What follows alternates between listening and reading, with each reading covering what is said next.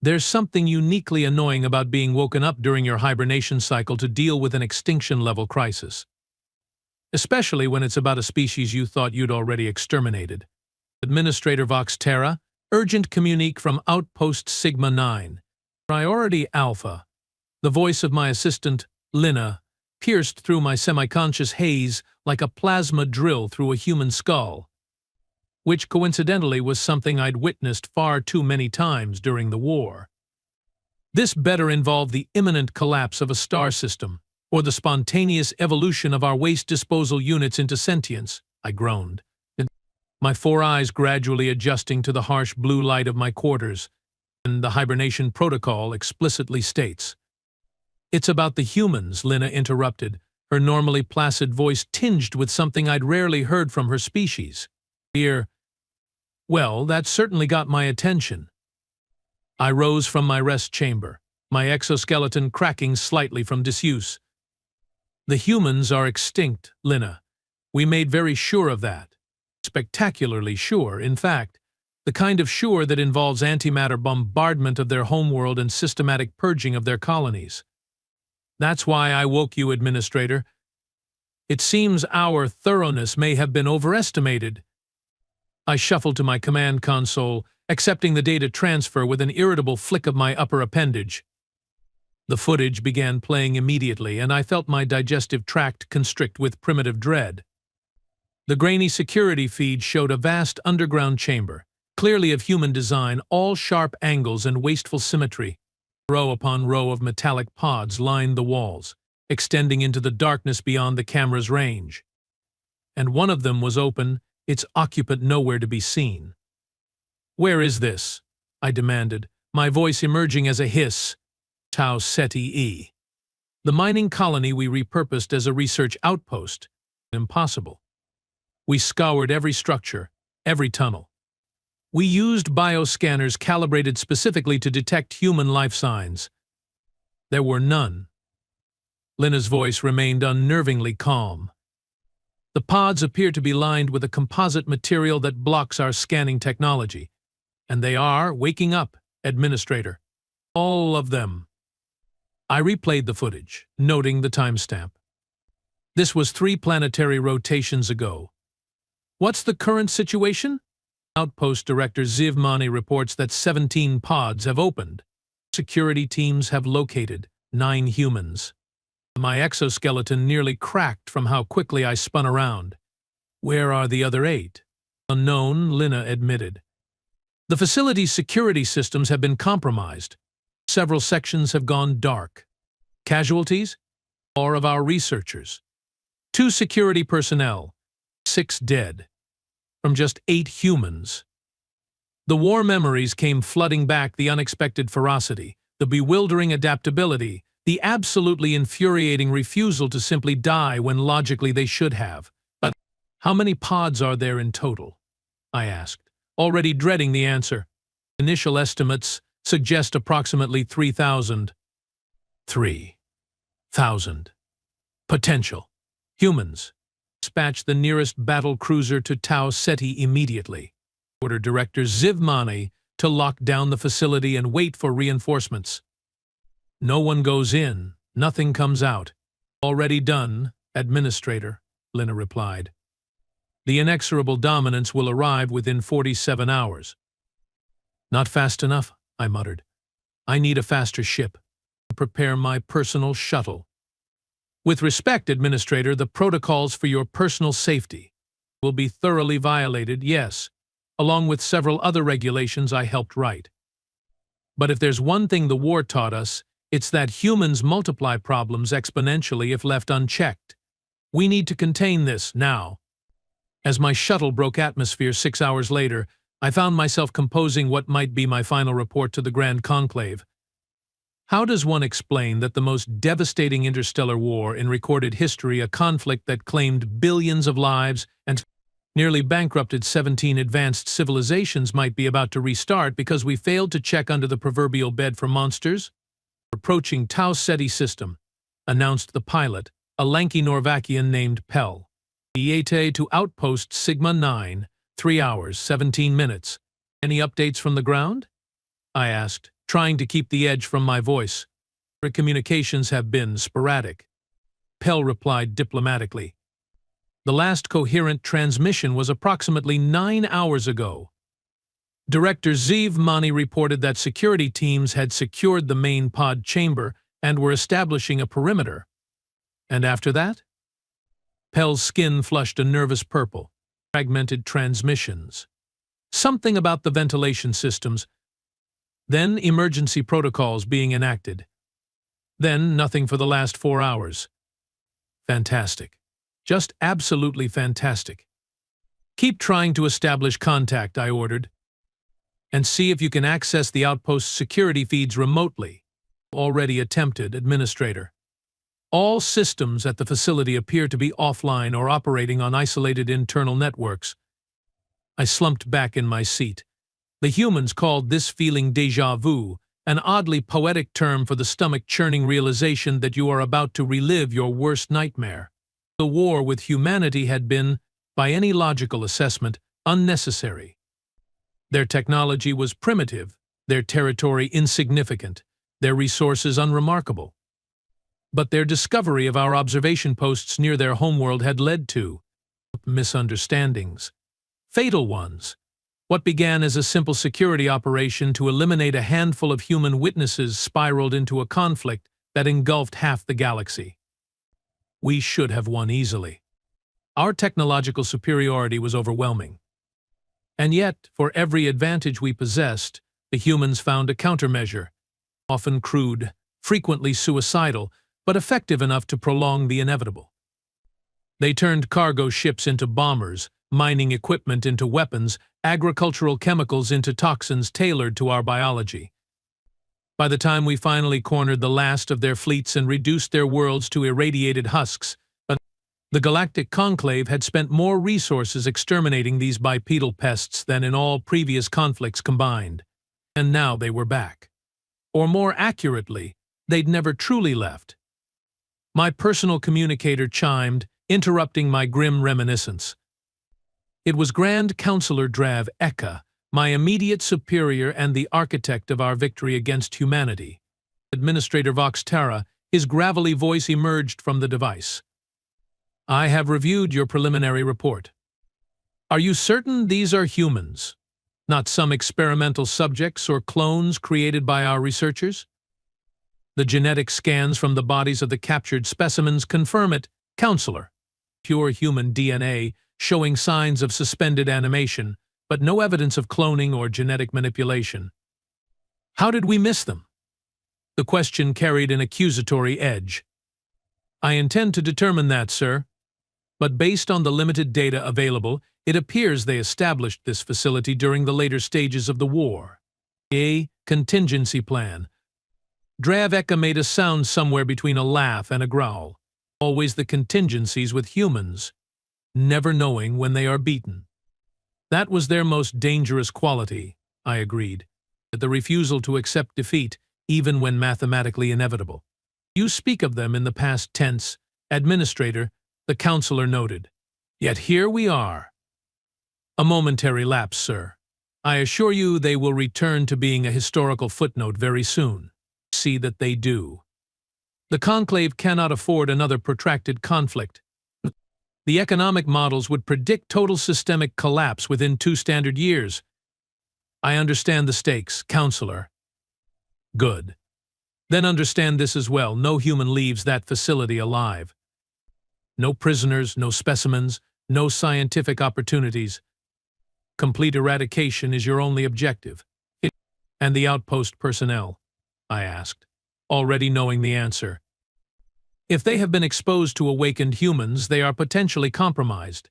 Use your discretion, but err on the side of caution. Yes, Counselor. I will update you once the situation is contained. The communication ended, leaving me to contemplate the clinical brutality of my orders. Not that I disagreed with the assessment. During the war, we'd learned the hard way that humans had an uncanny ability to turn enemies into allies through means we still didn't fully understand. Some kind of psychological manipulation, we theorized, though certain fringe scientists suggested pheromones or even low-level psychic abilities. Whatever the mechanism, the pattern was clear. Extended contact with humans led to unpredictable behavior in even the most loyal subjects of the conclave. Administrator, Pell called from the cockpit. "We are receiving an automated distress signal from Outpost Sigma 9. Put it through." The message was brief. Repeating on a loop, Emergency Protocol Omega initiated. Facility containment compromised. Unknown number of human subjects active within outpost systems. Request immediate military response. This is not the message cut off abruptly before repeating. "Timestamp?" I asked. 7 hours ago. 7 hours was an eternity in a containment breach, especially with humans involved. Any signs of outpost defensive measures? Orbital batteries, perimeter shields? Pell shook his head. All defensive systems appear to be offline. We are detecting minimal power signatures from the facility. Life signs? Inconclusive at this range. The underground portions of the facility are heavily shielded. I considered our options, none of which were good. Landing directly at the outpost was potentially suicidal if humans had taken control. Waiting for the inexorable dominance meant giving the humans another 2 days to fortify or escape. "Take us down 2 kilometers from the main facility," I decided. "We will approach on foot with the security team." Pell looked as though he wanted to object but thought better of it. "Yes, Administrator." The descent through Tau Ceti E's atmosphere was mercifully uneventful. The planet was a desolate rock, barely habitable even before we'd annexed it during the war. Perfect for a mining operation or a secret last resort human facility, apparently. We touched down on a barren plateau, the outpost visible as a collection of angular structures nestled against a mountain range in the distance. The security team's 6 elite Thraxian commandos equipped with the latest weaponry disembarked first, establishing a perimeter around the shuttle. "Orders, Administrator?" asked the team leader, a grizzled veteran named Krav who'd fought in the human conflict. We approached cautiously, using natural cover where possible. Thermal and motion sensors active at all times. Weapons set to lethal, no stunning, no warnings. Krav nodded approvingly. "Just like old times." "Let's hope not," I muttered. "The old times cost us nearly a third of our military strength." The trek across the rocky terrain was grueling, especially for someone who'd spent the last decade in administrative roles. My exoskeleton, once hardened from military service, had softened considerably during my years pushing data and policy. By the time we reached the outpost's perimeter, I was thoroughly reminded of how much I preferred bureaucracy to field work. The facility looked abandoned. No movement, no lights, no visible damage. The main entrance, a massive reinforced door large enough to accommodate mining equipment, stood partially open, which was the first real sign that something was very, very wrong. "Perimeter scan complete," reported one of Krav's soldiers. "No life signs detected within 100 meters of the facility." "That's not possible," I said.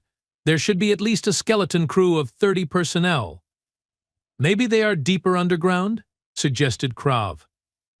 "Or maybe your scanners can't detect what they are designed to miss," came a voice from behind us. We spun around, weapons raised, to find a human standing there. He was of average build for their species, dressed in what appeared to be modified research outpost coveralls. Dark hair, pale skin, and an expression that I recognized from countless battlefield encounters, the particular blend of fear, determination, even barely contained rage that seemed uniquely human. Most disturbing of all, he'd somehow approached to within 10 meters without triggering a single alarm or sensor. How I began. "You really should update your bioscan algorithms," the human interrupted casually. "They are still calibrated to detect standard human metabolic signatures. But when you spend a few years in suspended animation with modified cryochemicals in your system, well, you read as background radiation." Krav's weapon hummed as it powered to full charge. "One more word and you are atomized human." The human shrugged. "Kill me if you want." "It won't change the fact that your outpost is already ours, Administrator Voxtara." He knew my name. Of course he knew my name. "Where are the outpost personnel?" I demanded. The ones who surrendered are secure and unharmed. The ones who resisted, he left the sentence unfinished, but his meaning was clear. How many of you are awake?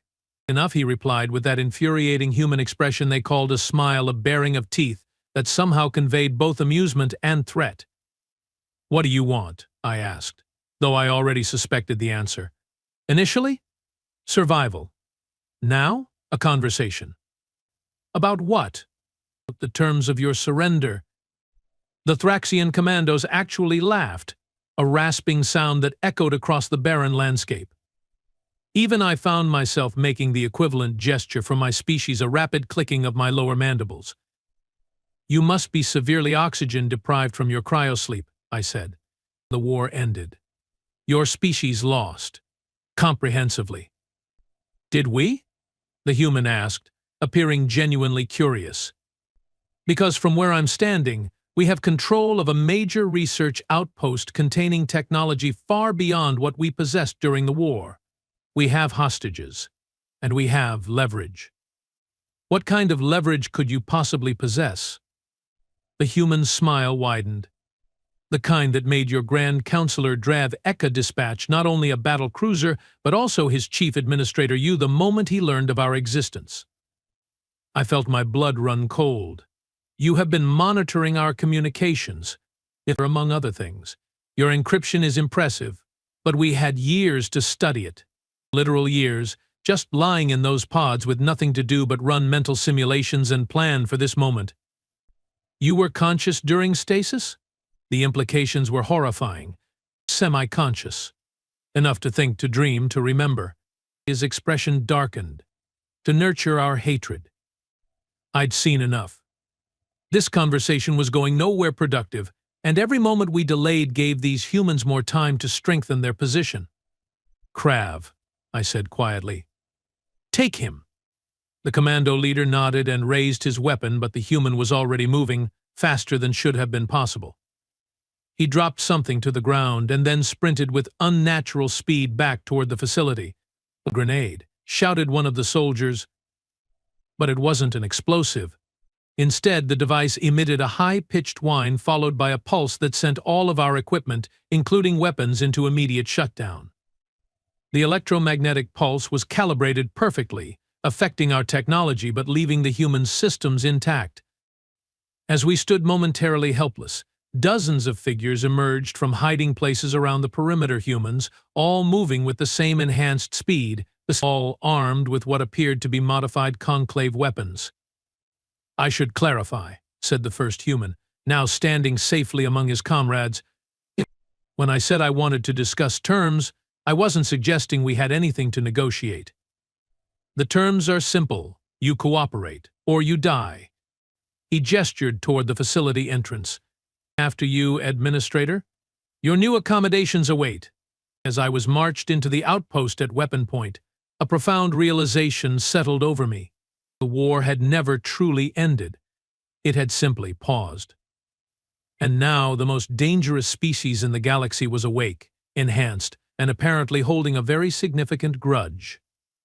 The interior of the facility was a scene from my worst tactical nightmares. Human modifications were everywhere, integrated with our technology in ways that shouldn't have been possible. They'd clearly been busy during the mere hours they'd been awake. Impressed? Asked the human who'd first confronted us, and who now appeared to be their leader.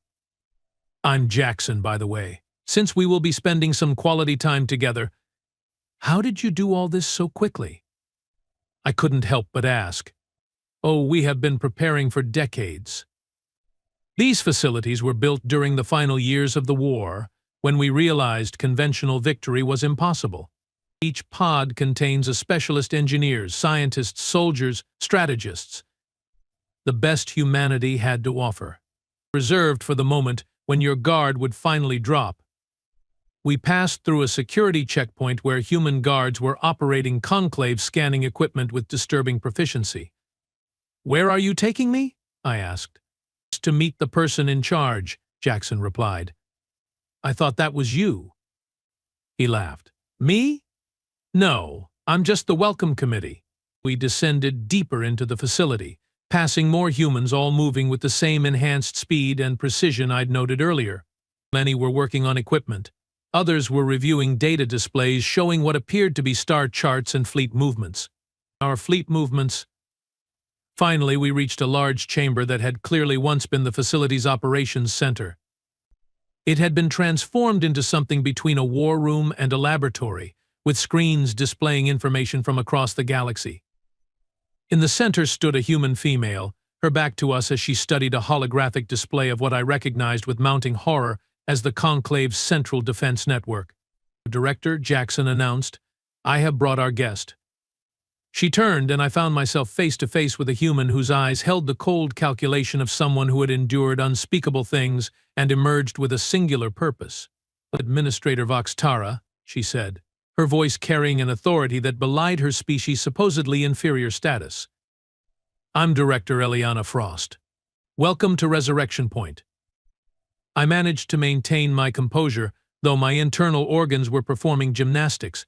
An appropriately melodramatic name. "We considered humanity's last stand, but it lacked optimism," she replied dryly. "Besides, this isn't our last stand. It's our first counterattack."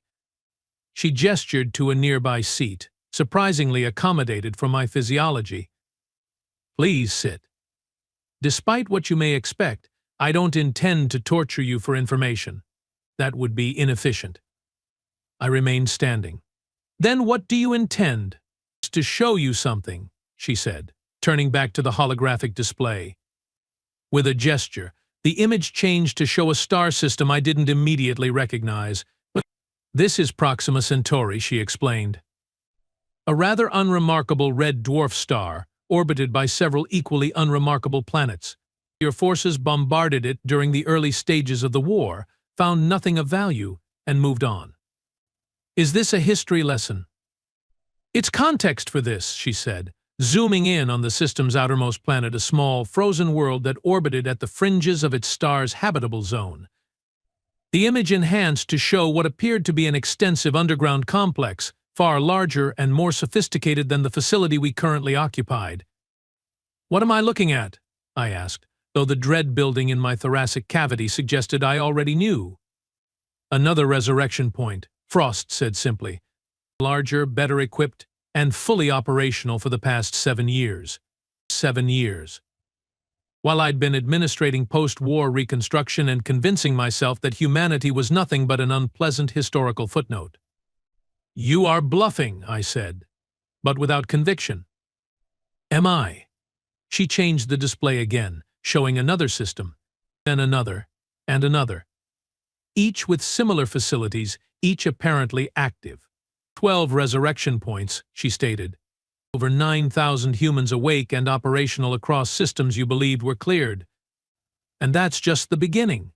"Impossible," I whispered. "We would have detected." "The same way you detected this facility?" Jackson interjected with a harsh laugh. "Your overconfidence was always your greatest weakness. That, and your fundamental inability to understand us." Director Frost nodded. "During the war, your strategic models consistently failed to account for one critical variable: we don't think like you. Your species evolved in a stable environment, with predictable threats and clear hierarchies. You developed technology in an orderly, incremental fashion. And humans didn't," I finished, the realization crystallizing. "You evolved on a death world, constantly adapting to survive against overwhelming odds." "Precisely." Her expression was almost appreciative. "When faced with extinction, your instinct was to commit more resources, escalate force, follow doctrine to its logical conclusion. Our instinct was to cheat." She gestured around the chamber. "All of this, the pods, the facilities, the dormant operatives, was our cheat code. A way to lose the battle but ensure we'd survive to win the war." "And now?" I asked, already dreading the answer. "Now we implement Phase 2, she said, her voice coldly matter-of-fact. "While you have been standing here, feeling superior despite being our prisoner, dormant agents throughout Conclave space have been activated. Key systems are being compromised. Strategic assets are being secured." As if on cue, the facility trembled slightly, and distant alarms began to sound. That would be the inexorable dominance arriving in orbit, Jackson explained, checking a data pad. Right on schedule. Don't worry, Frost added, noting my expression. Your battle cruiser won't be destroyed. It's far too valuable. Its command systems, however, are already being overridden. That's not possible, I protested. Military vessels operate on isolated networks specifically to prevent the kind of remote hacking that humans became so proficient at during the war. She interrupted. Yes, we know. That's why we didn't hack it remotely. The maintenance crews who serviced it last month included 3 of our sleeper agents. The implications hit me like a gravitational hammer. If what she was saying was true, if humans had infiltrated our shipyards, our maintenance facilities, our command structure, then the threat was exponentially worse than I'd imagined. What do you want? I asked again, but this time without the earlier confidence. Coexistence, Frost replied simply. On our terms, which are human autonomy, recognized territory, reparations for genocide, and a fundamental restructuring of the conclave to ensure no species can ever again decide that another should be exterminated for convenience. The conclave will never agree to those terms, I said automatically. Her smile was thin and without warmth. They already have. They just don't know it yet. The holographic display changed again, showing the Grand Conclave's central chamber on our homeworld. To my shock, I could see Councillor Drav Eka himself at the podium, apparently in the middle of an emergency session. Live feed, Frost explained. They are discussing the human situation right now. As we watched, the councillor's speech was interrupted by a series of alerts. His expression, readable even to a human, apparently shifted from confusion to shock to outright fear. What's happening? I demanded. The councillor is receiving reports that critical conclave defense systems across 17 systems have simultaneously gone offline, Jackson said, his voice tinged with satisfaction, including the automated defenses protecting the chamber he's standing in. On the display, chaos erupted as more alerts sounded. Security personnel rushed to protect key officials, but their confusion was evident. We are not monsters, Administrator Frost said quietly. Despite what your propaganda claimed during the war, we don't want to destroy the conclave or eradicate your species. We simply want to ensure you can never again do to us what you tried to do. By holding our civilization hostage? By demonstrating that coexistence is your only viable option. She turned to Jackson. Initiate the transmission. Jackson nodded and manipulated a control panel. On the holographic display, the Grand Conclave screens, all of them simultaneously changed to show Director Frost's face. People of the Galactic Conclave, she began, her voice echoing through the chamber where the most powerful beings in the galaxy now sat in stunned silence. My name is Director Eliana Frost, speaking on behalf of humanity. The silence in the conclave chamber was absolute. You believed us extinct. You were mistaken. For years we have been watching, waiting, and infiltrating. Today we demonstrate what that patience has achieved.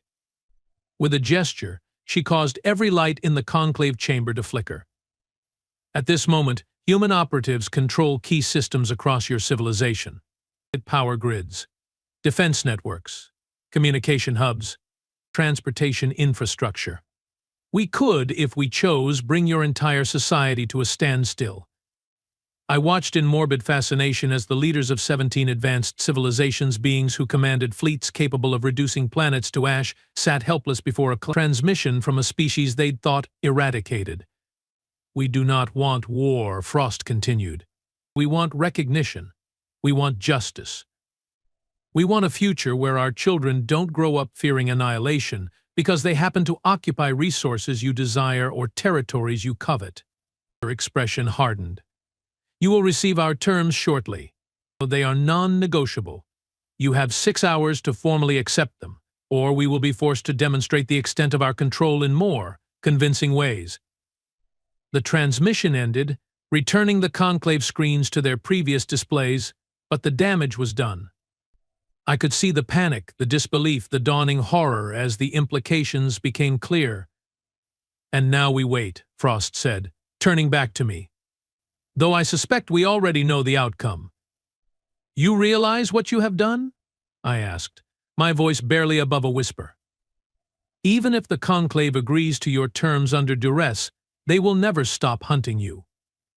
Never stop trying to eliminate the threat you represent. This isn't peace, it's just a new phase of war." For the first time, I saw something like regret flicker across the human director's face. "You are partially right, which is why the terms include a provision for human observers in all major Conclave facilities, and vice versa. Trust but verify, as one of our ancient leaders once said."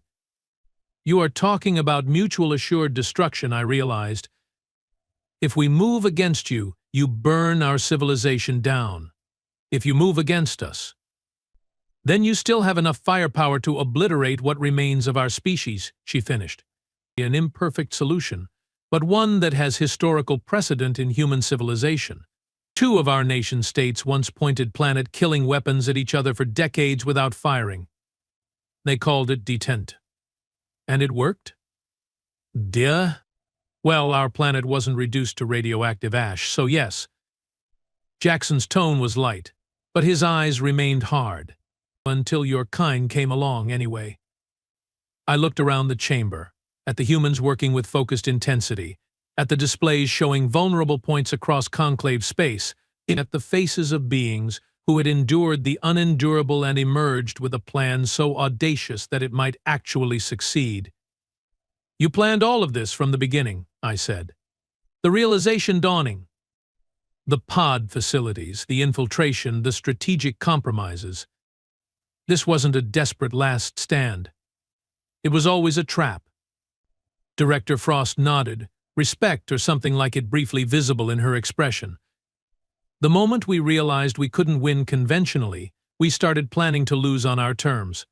Every retreat was an opportunity to seed operatives. Every defeat a chance to gather intelligence. Every apparent surrender a strategic repositioning. And the humans we killed? The billions who died?" Her expression hardened again. "Don't mistake pragmatism for indifference, Administrator. Every death is a wound that won't heal. Every lost world a nightmare we will never wake from. But survival required sacrifice.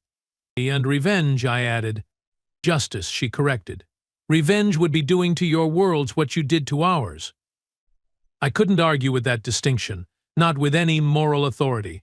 My own role in the war had been administrative rather than operational, but I'd signed the orders that condemned millions of humans to death.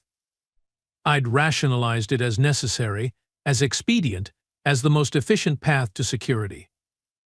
In that moment, looking at these humans who had suffered, planned, and now outmaneuvered a galactic civilization, I wondered if perhaps we had fundamentally misjudged them from the beginning. Not their threat level, that assessment, it seemed, had been tragically accurate, but their nature. We had classified them as aggressive, expansionist primitives whose technological development needed to be contained. But what if they were simply what evolution had made them, survivors, with all the terrible ingenuity that implied? "What happens now?" I asked finally. "Now?" Director Frost's gaze shifted to the holographic display, where the conclave chamber remained in disarray. "Now we find out whether your leaders are wise enough to choose coexistence over extinction." As alarms continued to sound throughout the facility, as reports flooded in of human agents activating across conclave space, as the most powerful governing body in the galaxy faced an ultimatum from a species they'd tried to eradicate, I found myself hoping against all logic and self-interest that they would make the right choice, because I'd seen the alternative. I'd witnessed human determination firsthand, both during the war and in this facility. And I understood with perfect clarity that if the Conclave rejected these terms, what followed wouldn't be a resumption of the previous conflict. It would be something far, far worse. The humans had awakened, and they had no intention of going back to sleep. 6 hours, 360 minutes, 21,600 seconds. That's how long we had before humanity would demonstrate just how thoroughly they'd infiltrated the systems that kept our civilization functioning. I stood in that repurposed operations center, watching the chaos unfold across the holographic displays as the most powerful beings in the galaxy scrambled to verify the humans' claims and assess our vulnerabilities. The irony wasn't lost on me. After all our superior technology, after our overwhelming firepower, after our meticulously executed campaign of extermination, we were the ones now facing an existential threat from a species we'd dismissed as primitive. "Your leaders seem upset," Jackson remarked, that infuriating human smile playing at the corners of his mouth. He monitored the reactions across various conclave communication channels, each one more panicked than the last. "You have threatened the stability of 17 civilizations," I replied stiffly. Upset doesn't begin to cover it. Director Frost approached, her focus momentarily shifting from the tactical displays. "Actually, we have offered a path to permanent stability. Whether your leaders are wise enough to recognize that remains to be seen." "Wisdom has nothing to do with it," I snapped. "You are holding a gun to our collective heads and calling it diplomacy. And what exactly would you call what you did to Earth?" she asked, her voice unnervingly calm. "To Mars? To New Ganymede? To every human settlement from Proxima Centauri to Barnard's Star?" I had no answer. Not one I could articulate without confronting uncomfortable truths about our supposed immoral superiority. Strategic necessity was the term we'd used in official communications. Regrettable but required was how the military briefings had described the systematic elimination of human outposts. The official histories called it the pacification of an emerging threat. None of those phrases seemed adequate when facing a survivor of that pacification. The facility shuddered again, more violently this time. Warning klaxons blared through the corridors. "What was that?" I demanded. Jackson checked a nearby console. "Your reinforcements have arrived earlier than expected. 3 corvettes from the Tau Ceti garrison. They are deploying ground forces." Frost didn't appear concerned. "They will encounter the same defensive measures as your team, Administrator. Though I'm afraid we won't be extending them the same courteous invitation." "You mean you will kill them?" "I mean they will have the opportunity to surrender," she corrected. "Whether they choose to accept that opportunity is up to them." She turned to a human female who'd just entered the command center. The newcomer was tall, with dark skin and a soldier's bearing, her movements exhibiting the same enhanced speed and precision I'd noted in the others. "Commander Thorne, status?" "Perimeter defenses activated," the woman reported crisply. "All awakened combat units in position. We have jammed their communications with their ships. Casualties? None yet. Their landing parties are still organizing." Frost nodded. "Offer them one chance to stand down if they refuse." "Understood," Commander Thorne replied, her expression grim but resolved. As she departed, I found myself battling mixed emotions. On one hand, these were my people, following orders just as I had followed mine. On the other hand, I was beginning to understand with uncomfortable clarity that we, the supposedly advanced civilization, had engineered this entire situation through our own arrogance. "You don't have to do this," I said to Frost. "There must be another way." "We explored every alternative," she interrupted, "for years before the war, during the conflict, and in the planning of this operation. There is no peaceful resolution where one side holds all the power and the other exists merely at their sufferance. So instead, we all point weapons at each other indefinitely." "That's your solution?"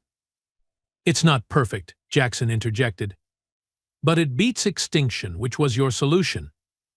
The displays suddenly shifted, showing external views of the facility perimeter. Conclave forces, primarily Thraxian and Norvakian combat units, had established positions about a kilometer out.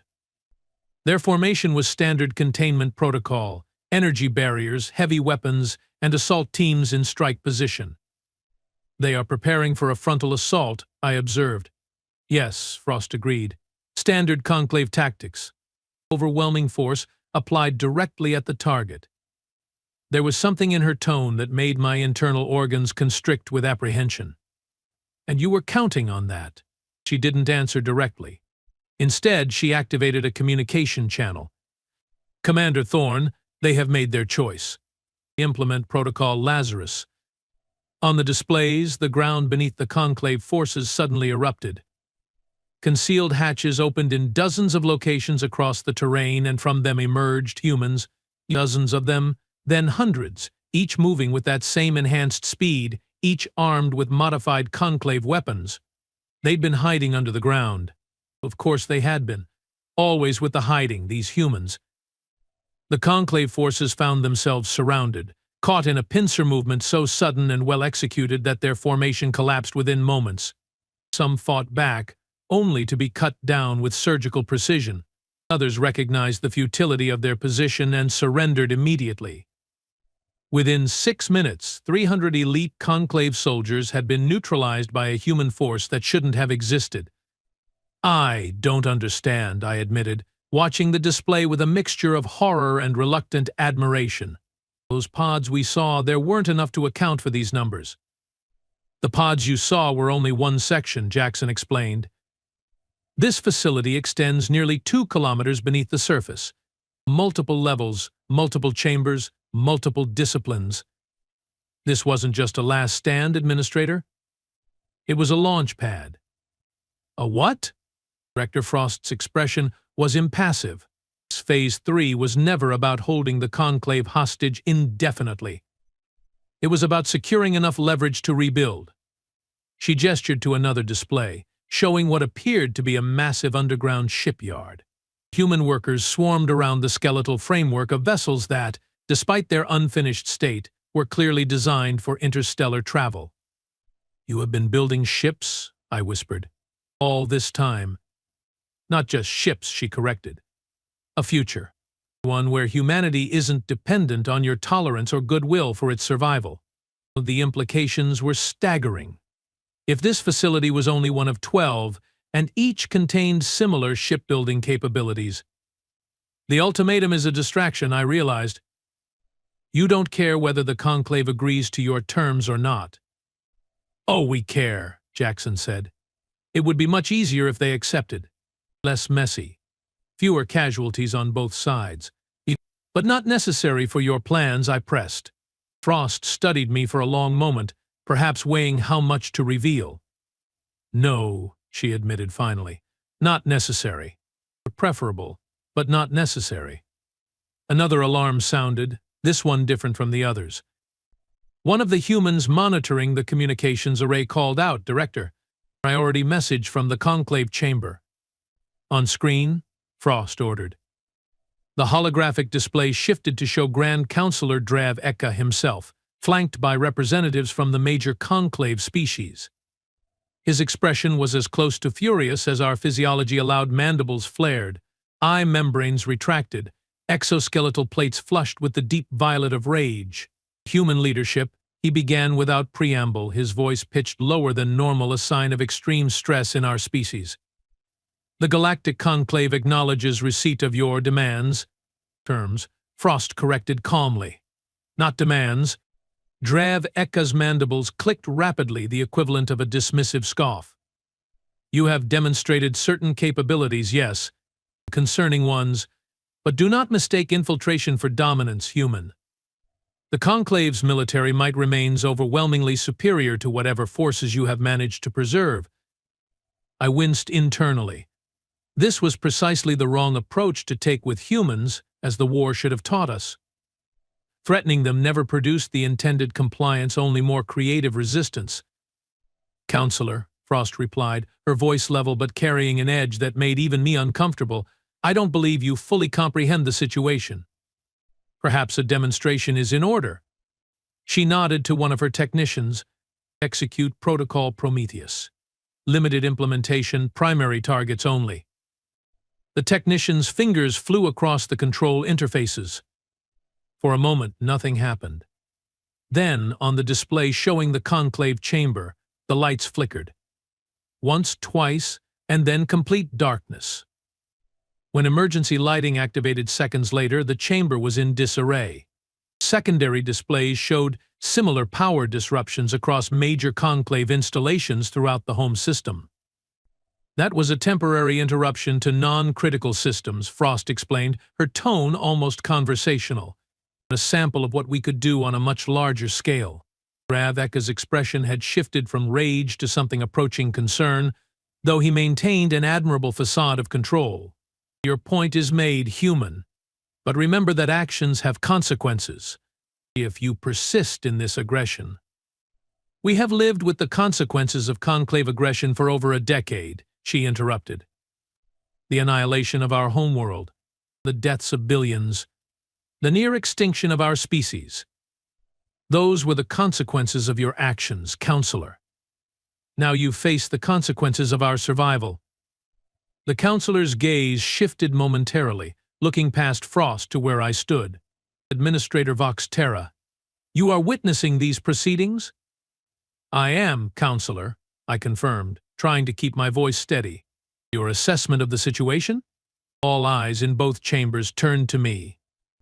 In that moment, I realized I held a unique position, perhaps the only being who had witnessed both the human capability and the conclave's vulnerability firsthand. The humans' claims appear to be substantiated, I said carefully. Their infiltration is extensive, their technological adaptation impressive, and their strategic position stronger than anticipated. I could see the shock ripple through the conclave representatives. To hear such an assessment from a senior administrator, one who had helped orchestrate the human war, was clearly not what they had expected. You recommend capitulation? Draveka asked, his tone making it clear what he thought of such a course. I recommend pragmatism, counselor. The humans have demonstrated both the means and the will to cause significant disruption. Their terms, while unprecedented, do not appear to threaten conclave sovereignty in fundamental ways. Director Frost's expression revealed nothing, but Jackson raised an eyebrow in what I was beginning to recognize as surprised approval. Raveka's inner eyelids flicked rapidly, a sign of intense calculation. The conclave requires time to properly consider these terms. You have, Frost consulted a timepiece, 4 hours and 17 minutes remaining of the original deadline. Use them wisely. The transmission ended, leaving us in momentary silence. That went better than expected, Jackson remarked. Did it? I asked. The counselor is not one to respond well to ultimatums. No, Frost agreed. But he is one to recognize unfavorable odds. You helped with that, administrator. I'm curious why. I considered the question carefully. Why indeed had I essentially advised the conclave to accept human terms? Was it merely self-preservation? Or had witnessing the humans' resilience and ingenuity shifted my perspective in some fundamental way? Because, I said slowly, I have seen enough death. Both sides have, and perhaps our assessment of humanity was flawed from the beginning. How so? She pressed. We classified you as aggressive primitives, a potential threat to be contained or eliminated. But your actions both during the war and now suggest something else entirely. And what's that? You are survivors, I said simply, adaptable beyond any species we have encountered, and when pushed to the brink of extinction, capable of this. I gestured to the displays showing human operations across conclave space. A fair assessment, Frost acknowledged, though incomplete. What am I missing? That we are also builders, she said. Creators. Dreamers. The weapons and tactics you have witnessed are not who we are, they are what you forced us to become. The facility trembled again, more violently this time. Warning indicators flashed across multiple displays. Orbital bombardment. Shouted one of the human technicians. Targeted strike on the main entrance. Frost's expression hardened. Counselor Draveka appears to be hedging his bets. Status of our defensive systems? Shields holding at 87%, reported another human. Minimal structural damage to the outer facility. Jackson checked a different console. The inexorable dominance has moved into attack position. They are powering weapons systems. It seems diplomacy is reaching its limits, Frost observed dryly. Initiate Phase 3 countermeasures. Full implementation. The command center erupted into controlled chaos as humans rushed to execute whatever Phase 3 countermeasures entailed. I had a sinking feeling I was about to witness something both impressive and terrifying. "What are you doing?" I asked. "Ensuring survival," Frost replied. "One way or another." On the main display, the inexorable Dominance, one of the Conclave's most powerful warships, suddenly went dark. Not just powered down, but completely offline, its massive bulk now drifting in orbit. How? I began before realizing the answer. The maintenance crews. The ones you said contained your agents. Among other things, Jackson confirmed. The ship's command systems now recognize only human authorization codes. Its weapons, engines, and communications are under our control. "You have hijacked a Conclave battle cruiser," I said, the implications dawning on me. "That's an act of war." "No," Frost corrected firmly. "It's an act of deterrence. And it's happening across Conclave space as we speak." Other displays showed similar scenarios unfolding throughout the galaxy, key military vessels suddenly going dark, defense systems powering down, strategic installations falling silent. Not all of them that would be impossible, even with the most extensive infiltration, but enough. Enough to demonstrate vulnerability. Enough to prove the human's point. You never needed our acceptance, I realized. This was your plan all along. To take what you needed, with or without Conclave approval. We needed enough time, Frost said. Time to awaken our people, to consolidate our position, to secure the resources necessary for our survival. Your acceptance would make that easier, but it was never a requirement. Another transmission alert sounded. Grand Counselor Drav Eka again, his expression now grave, the violet flush of anger replaced by the pale blue of urgent concern. "What have you done?" he demanded without preamble. "Demonstrated our seriousness," Frost replied calmly. "The affected vessels and installations can be restored to Conclave control immediately upon acceptance of our terms.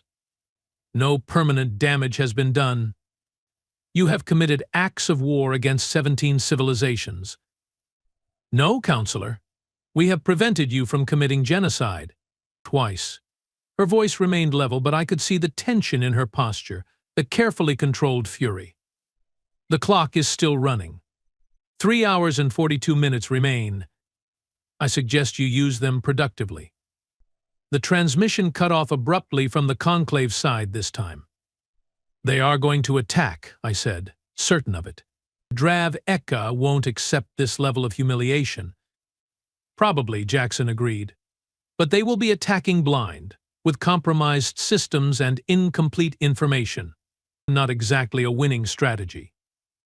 "You don't understand," I insisted. "The Conclave has contingencies.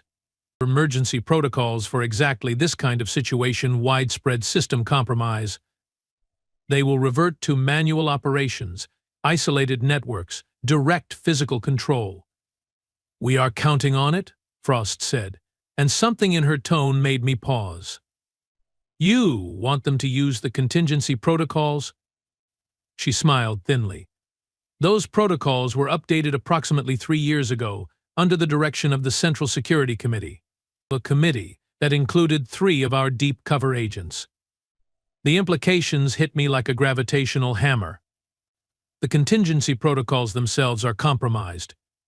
"Not compromised," she corrected. "Enhanced. They will work exactly as intended, protecting critical Conclave infrastructure from external control. Except they will also systematically isolate those systems from each other, making coordinated action nearly impossible. And they will initialize with a complete security sweep that will erase all existing authentication codes. Forcing a reset to the original manufacturer codes," I finished, understanding dawning. "Which your people have access to because you have infiltrated the manufacturing facilities. See? This is why you were in administration," Jackson remarked. "Quick study." The facility shook again as another orbital strike hit, this one clearly more powerful than the last. "Shields at 62%, reported one of the humans. They are adjusting their targeting algorithms. They will breach eventually, I said. Even with your enhanced technologies, you can't withstand sustained bombardment from a conclave battle fleet. We don't need to, Frost replied. We only need to hold out long enough. For what? For Phase 3 to complete. She checked a status display, which should be in approximately 17 minutes. Another violent tremor rocked the facility, sending several of us staggering. Warning indicators flashed red across multiple displays. Shields at 41%. Structural integrity compromised in sections 12 through 17. Evacuate those sections, Frost ordered calmly. Move all non-essential personnel to the lower levels. They are deploying drop ships. Another human called out. Multiple insertion points around the perimeter. Jackson turned to Frost. We need to accelerate the timeline. She nodded once, decision made. Do it. He moved to a secure console, placed his hand on a biometric scanner, and entered a complex sequence of commands. Initiating Phase 3 final sequence. Authorization Jackson Victor 97 Omega. He confirmed, responded the system. Final sequence initiated. Estimated completion. 12 minutes. What happens in 12 minutes? I asked, a growing sense of dread building within me. Frost's attention was focused on the tactical displays, where conclave drop ships were now landing around the facility perimeter. Independence, she said simply. Before I could ask for clarification, the holographic display shifted to show the underground shipyard I'd glimpsed earlier. But now the vessels I'd seen under construction were moving, their massive forms rising on some kind of elevated platform. Those ships, I began, they are not complete. They don't need to be, Jackson explained. Just operational enough for what comes next. The tactical displays showed conclave forces engaging with human defenders around the perimeter. The fighting was intense but controlled, with the humans giving ground strategically, drawing the attackers into prepared kill zones, but shields at 28%. We can't sustain this bombardment much longer. We don't need to, Frost repeated, her eyes fixed on a countdown timer that had appeared on the main display. 8 minutes. Another violent impact rocked the facility, this one accompanied by the screech of tearing metal. Emergency sirens blared throughout the command center. All breach in Section 3. Conclave forces have penetrated the outer defenses. Seal all interior bulkheads, Frost ordered. Activate internal defense systems. I watched in fascinated horror as human soldiers moved to intercept the conclave forces that had breached the facility. They fought with a coordination and efficiency that seemed impossible for a species supposed to be on the brink of extinction. You can't win this, I said. Even with your preparations, your infiltration, your stolen technology. But the conclave has the numbers, the resources, the established infrastructure. We are not trying to win, Frost replied, her eyes never leaving the countdown. We are trying to leave. Leave? Where would you go? Every habitable system within reach is conclave territory. Is it, though? Jackson asked, a strange smile playing at his lips. Your exploration fleet has been filing some very interesting reports over the past 5 years. Reports about potentially habitable systems just beyond established trade routes. Those reports are classified, I protested. How could you possibly? Your Deputy Undersecretary for Exploration and Development, Frost interrupted. Lorne Varick. Brilliant mind, impeccable service record, exemplary loyalty to the Conclave. Also one of ours, Jackson added. Has been since we captured him during the Battle of Sirius Prime, replaced his memories, and sent him back as an unwitting agent. My mind reeled at the implications. Lorne Varick had access to all of our exploration data, all of our surveys of potential colony worlds. If he had been feeding that information to the humans. 4 minutes, announced one of the technicians. The facility trembled continuously now as the orbital bombardment intensified. On the tactical displays, I could see conclave forces pushing deeper into the complex, though at a heavy cost. For every human they cut down, they lost 3 or 4 of their own. The director called a human from the communications station. Incoming transmission from Grand Counselor Dreav Eka. Put him through, Frost ordered, straightening her posture. The counselor's face appeared on the main display, his expression now a mask of cold fury. Human leadership. This pointless resistance has gone on long enough. Your facility is breached. Your forces are outnumbered. Your position is untenable. Perhaps, Frost acknowledged. Yet here we stand. Surrender now, and I will consider sparing those of your kind who were merely following orders. Continue this futile struggle, and none of you will survive to see the next planetary rotation. A generous offer, Counselor, she replied, her tone making it clear what she thought of his generosity. But I'm afraid we must decline. Then you doom your species to extinction. Again. No, Frost said, a strange calmness settling over her. We doom ourselves to nothing. The humans you are fighting, the systems you are trying to reclaim, the infiltrations you are struggling to purge, they are not the sum of what we have become. They are a distraction. Raveka's mandibles clicked in agitation. What nonsense is this? 2 minutes, called the technician. Frost smiled, not the predatory expression I'd seen earlier, but something almost serene. For a decade, Counselor, you have been fighting the war you thought you'd won. Meanwhile, we have been preparing for the war that comes next. On cue, the main tactical display shifted to show the underground shipyard again. The massive platforms had now risen completely, revealing not the half-constructed vessels I'd seen earlier, but fully operational ships. Dozens of them, their hull designs unlike anything in the Conclave fleet, sleeker, more organic, clearly built for both speed and endurance. Impressive, Raveka conceded, but ultimately futile. Those ships will never break orbit. Our fleet surrounds your facility. They don't need to break orbit, Jackson said. At least, not in the conventional sense. 1 minute, announced the technician.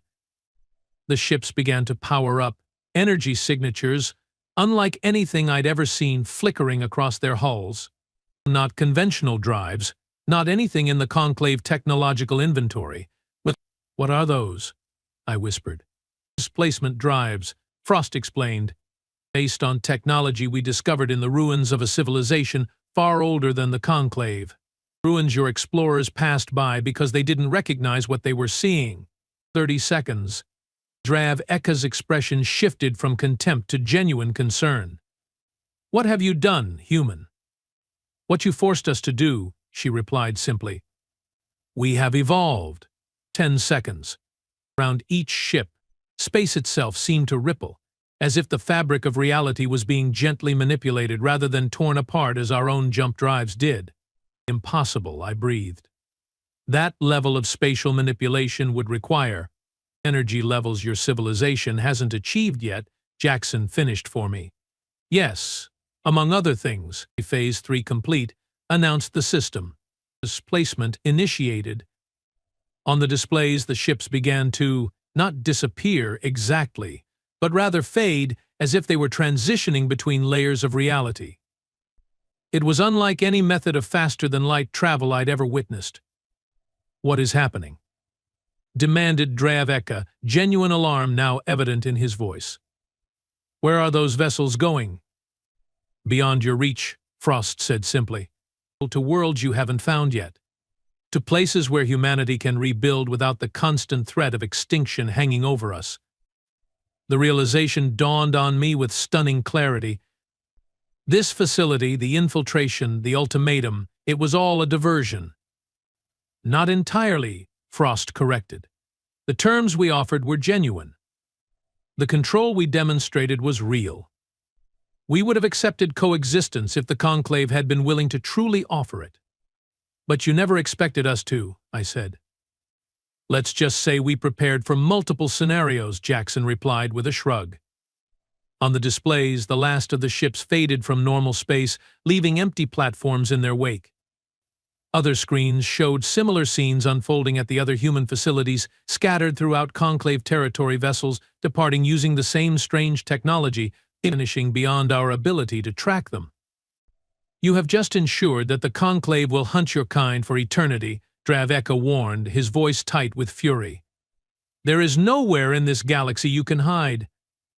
We are not hiding, Frost replied. We are leaving. There's a difference. And those of you who remain? The infiltrators, the sleeper agents, the humans in this very facility? What becomes of them? For the first time, I saw genuine sadness cross Director Frost's face. They knew the cost when they volunteered. The rear guard stays behind to ensure the fleet's escape. I understood then the full scope of their plan. The thousands of humans fighting across conclave space, the ones in this facility, they were sacrificing themselves to secure the escape of the main body of survivors. A noble sacrifice, I said quietly, but ultimately futile. The conclave will extract the coordinates of your destination from those who remain. No, Frost said with absolute certainty. They won't, because not even we know where they are going. What? The displacement coordinates were generated algorithmically, Jackson explained, randomized within parameters of habitability. Each ship has a different destination, connected only by encrypted quantum communication relays that will activate once they arrive safely. A diaspora, I realized. You are scattering yourselves across unknown space, making it mathematically impossible for the conclave to find all of us, Frost confirmed. Some ships may fail. Some may find worlds unsuitable for long-term settlement. But enough will succeed. Humanity will survive, Administrator. Not as a unified civilization, perhaps, but as hundreds of scattered seeds, each growing in its own way. The facility rocked violently as another barrage hit, this one clearly breaching what remained of our shields. The emergency lighting kicked in as primary power failed. Conclave forces have reached level 3. They are approaching the command center. Director Frost regarded me calmly, despite the chaos erupting around us. And now we come to you, Administrator Voxterra. Me? Me? Yes, you have witnessed everything. You understand what has happened here and why. The question is, what will you tell your leaders? I considered her question carefully. What would I tell them? That humanity had outmaneuvered us at every turn. That they had turned our own arrogance against us? That they had achieved through ingenuity what we had failed to prevent with brute force. The truth, I said finally, that we made a terrible mistake in trying to eradicate your species. That the cost of that mistake will echo through our civilization for generations. She nodded, seemingly satisfied with my answer. Then perhaps something positive may yet emerge from all this death. The bulkhead doors to the command center shuddered as something massive impacted them from the other side. The conclave breaching charges, most likely. You should go, Jackson said to me, drawing a weapon. There's an access corridor behind the primary data core. It leads to a maintenance shaft that will take you to the surface, away from the fighting. Why would you help me escape? Because someone needs to tell our story, Frost said simply. Someone the conclave will actually believe. The bulkhead shuddered again, the metal beginning to glow red from the breaching devices. Go, she urged. Now. I hesitated only a moment before making my decision. With a nod of acknowledgement to these remarkable beings, I turned and fled through the indicated passage, the sounds of battle erupting behind me as the bulkhead finally gave way. The journey to the surface was a blur of narrow corridors and emergency lighting, punctuated by distant explosions as the conclave forces pushed deeper into the facility. When I finally emerged onto the barren plateau, the sky was lit by the flashes of orbital bombardment and the streaks of dropships descending. I stood there, watching the methodical destruction of the facility, knowing that inside, the last human defenders were fighting with the same determination that had characterized their species from the first moment we encountered them. But they weren't fighting for victory anymore. They were fighting for time. Time already purchased with blood. Time that had allowed their kind to slip away beyond our reach, to scatter themselves among the stars like seeds in a cosmic wind. In that moment I understood something fundamental about humanity that all our strategic analyses had missed. They were not defined by their technology, or their homeworld, or even their biological form. They were defined by an idea that survival itself was victory enough, that adaptation was strength, that the future belonged to those willing to sacrifice everything to secure it. As I made my way toward a conclave checkpoint, preparing to report to leaders who would not want to hear what I had to say, I found myself wondering about those human ships disappearing to unknown worlds. What would they become, free from the shadow of extinction? What civilizations might they build? What technologies might they develop? What new forms might their remarkable adaptability take? And I wondered, with a chill that had nothing to do with the planet's thin atmosphere, what might happen if they ever decided to return. The war had ended. But humanity had not. They had merely awakened to a new beginning,